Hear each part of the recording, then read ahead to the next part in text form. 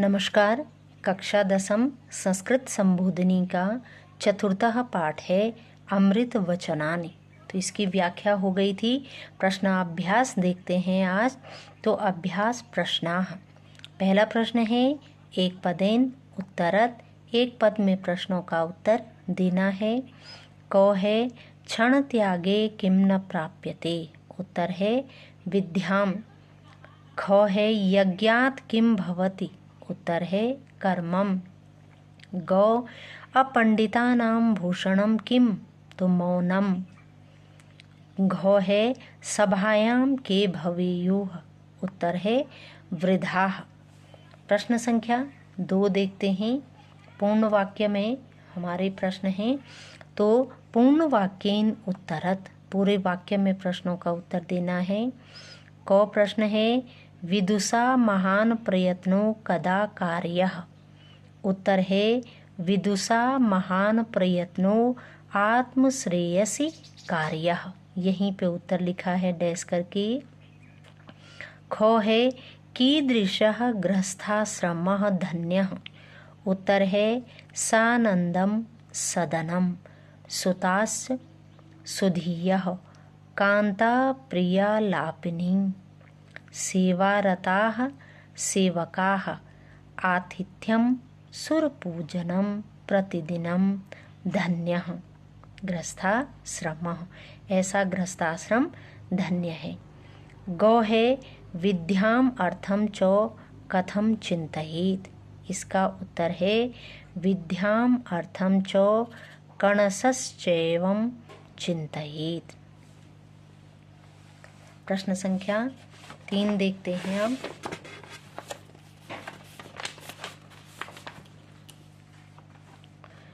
प्रश्न संख्या 3 है रेखांकित पदानि अधिकृत्य प्रश्न निर्माणम कृत।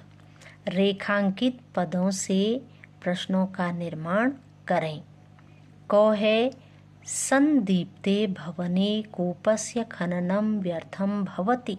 तो जो रेखांकित है कूपस्य खननम, इसकी जगह प्रश्नवाचक शब्द हमें लिखना है। तो यहीं डैश करके लिखा है उत्तर संदीप्ते भवने कस्य खननम व्यर्थम भवति।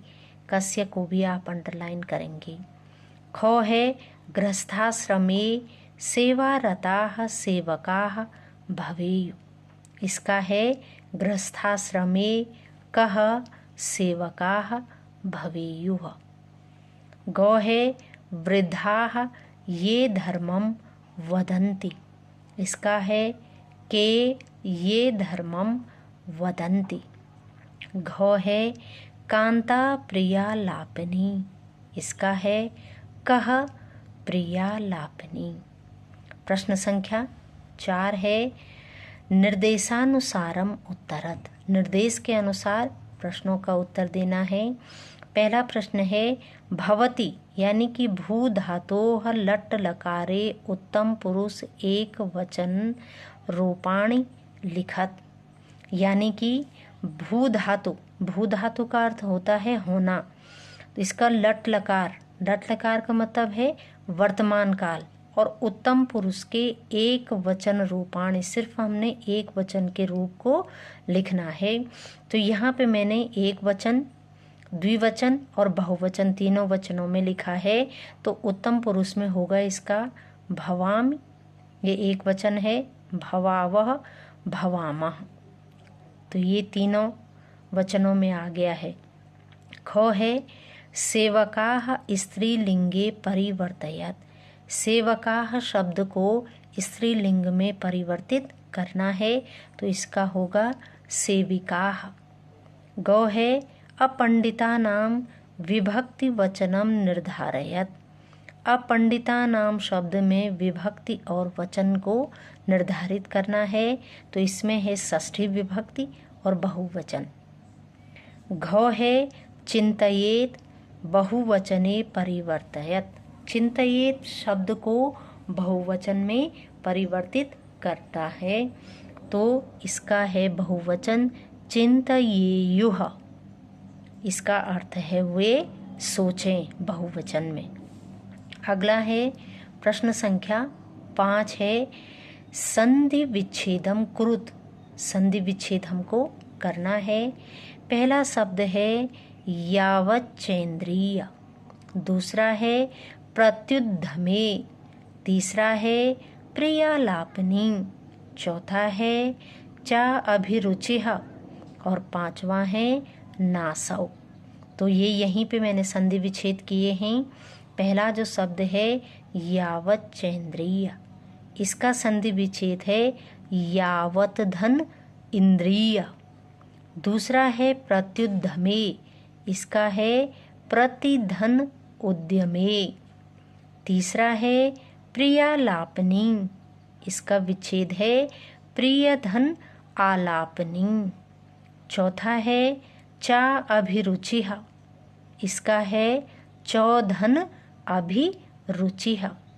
पांचवा है नासौ, इसका है नौधन असौ। तो ये संधि विच्छेद हुए।